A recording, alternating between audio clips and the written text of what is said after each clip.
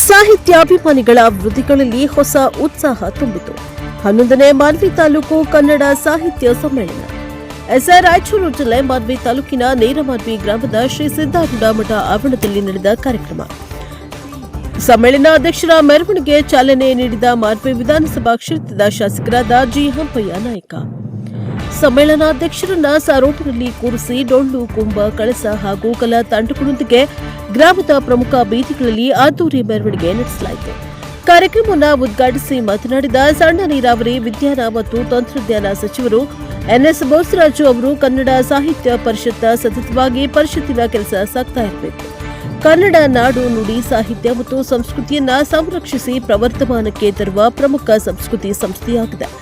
ರಾಯಚೂರು ಜಿಲ್ಲೆಯಲ್ಲಿ 2016ರ 82ನೇ ಅಖಿಲ ಭಾರತ ಕನ್ನಡ ಸಾಹಿತ್ಯ ಸಮ್ಮೇಳನದ ಅತ್ಯಂತ ಯಶಸ್ವಿಯಾಗಿ ನಡೆದಿರುವುದು ಮತ್ತು ಮಾನ್ವಿಯಲ್ಲಿ 2006ರಲ್ಲಿ ರಾಯಚೂರು ಜಿಲ್ಲಾ ಮಟ್ಟದ ಸಾಹಿತ್ಯ ಸಮ್ಮೇಳನವು ನಮ್ಮ ಅವಧಿಯಲ್ಲಿ ನಡೆದಿರುವುದು ಬಹಳ ಸಂತೋಷವಾಗುತ್ತದೆ ಎಂದರು.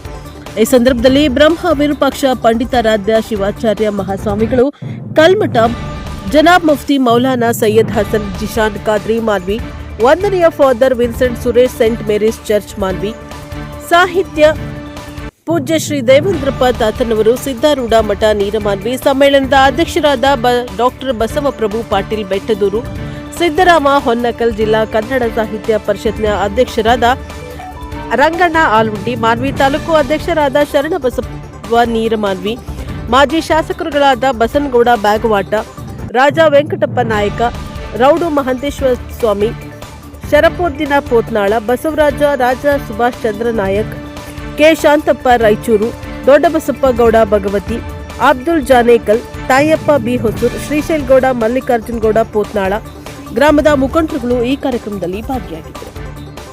Bureau report MD Ghouse NKS TV 4 Manvi.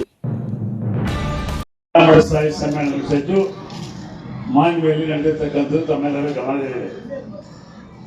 Kannada ನಾಡಿನ ನಡ, ನುಡಿ, ಭಾಷಾ, ಜಲ ವಿಷಯಗಳು ಬಂದಾಗ ಇಡೀ ರಾಜ್ಯದಲ್ಲಿ ಸಾಹಿತ್ಯ ಪರಿಷತ್ನವರು ಹೋರಾಟಗಳ ಮುಖಾಂತರ ಅದನ್ನು ರಕ್ಷಣೆ ಮಾಡ್ತಕ್ಕಂಥ ಒಂದು ಪ್ರಯತ್ನ ಸದಾ ಕಾಲದಲ್ಲಿ ನಡೀತಾ ಇದೆ. ಆ ದಿಶೆಯಲ್ಲಿ ಇವತ್ತು ರಾಜ್ಯ ಮಟ್ಟದಲ್ಲಿರ್ಬೋದು, ನಮ್ಮ ಜಿಲ್ಲಾ ಮಟ್ಟದಲ್ಲಿರ್ಬೋದು ಇರುವಂಥ ಪರಿಷತ್ತಿನ ಎಲ್ಲ ಗಡಿನಾಡು ಪ್ರದೇಶದಲ್ಲಿರ್ತಕ್ಕಂಥ ಈ ರಾಯಚೂರು ಜಿಲ್ಲೆಯಲ್ಲಿ ಅನೇಕ ಕಾರ್ಯಕ್ರಮಗಳ ಮುಖಾಂತರ ಈ ಭಾಷೆಯನ್ನು ಉಳಿಸಿ ಬೆಳೆಸ್ತಕ್ಕಂಥ ಒಂದು ಪ್ರಯತ್ನ ಎಲ್ಲರೂ ಕೂಡಿ ಮಾಡ್ತಾ ಇದ್ದೀವಿ.